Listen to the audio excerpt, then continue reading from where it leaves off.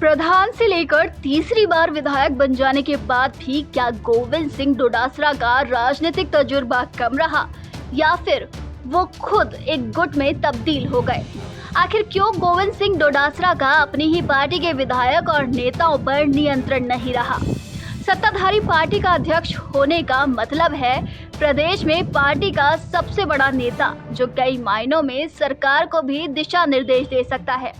लेकिन गोविंद सिंह डोडासरा यह भूमिका या तो भूल गए या फिर किसी ने उनकी मौजूदगी को तवज्जो ही नहीं दी। अनुशासन का जो डंडा वो चलाना चाहते थे, लगता है वो डंडा नेताओं के कद के आगे बहुत बोना था। गोविंद सिंह डोडासरा की सियासत को उनके राजनीतिक इतिहास की नज़र से समझते हैं।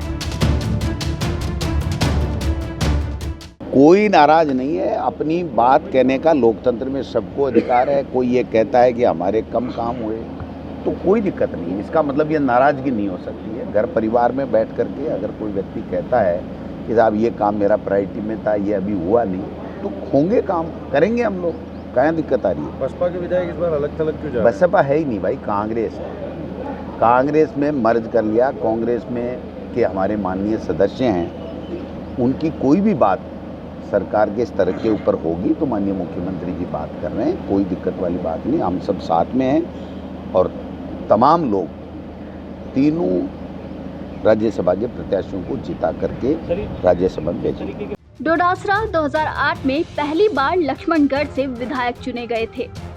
2013 से 2018 के बीच में लगातार तीसरी बार विधायक बनकर गहलोत सरकार में शिक्षा राज्य मंत्री स्वतंत्र प्रभार बने। एक साल पहले 14 जुलाई 2020 को कांग्रेस सरकार पर आए सियासी संकट के दौरान सचिन पायलट और उनके गुट के विधायकों के बगावत के बाद मानेसर चले जाने के बाद गोविंद सिंह डोडासरा को पार्टी ने अध्यक्ष पद की कमान सौंपी थी।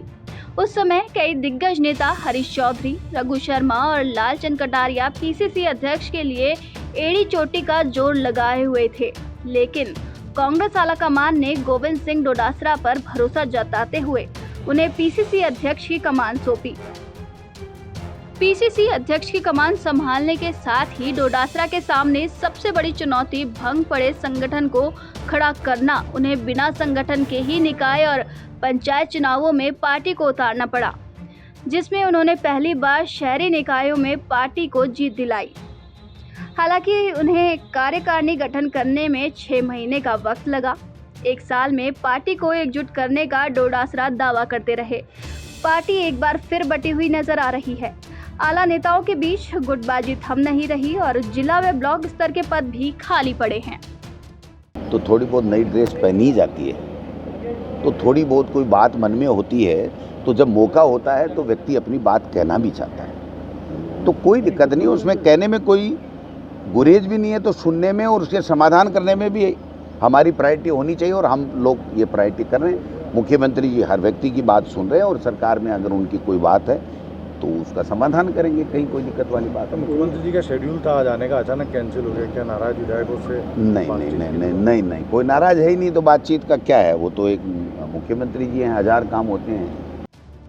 राजनीतिक विश्लेषकों की नज़र में अपने अब तक कार्यकाल के दौरान डोडासरा खेमों में बढ़ चुकी कांग्रेस को ना तो एकजुट कर पाए और ना ही गुटबाजी खत्म करने के लिए कोई प्रयास किया। कांग्रेस की राजनीति में वैसे भी बिरले अध्यक्ष हुए हैं जो आला कमान के सामने अनुशासन को लागू करवाने की हनक रखते हों। विधायक और मंत्री बेबाक एक दूसरे के खिलाफ बोलते रहे, लेकिन डोडासरा की बजाय एआईसीसी ने एडवाइजरी जारी की। यह घटनाक्रम बताता है कि डोडासरा अध्यक्ष पद को कितना जस्टिफाई कर पाए हैं। अभी चुनाव में वक्त है और राजस्थान की सियासत में उलझी गुत्थियों को सुलझाने में भी वक्त है।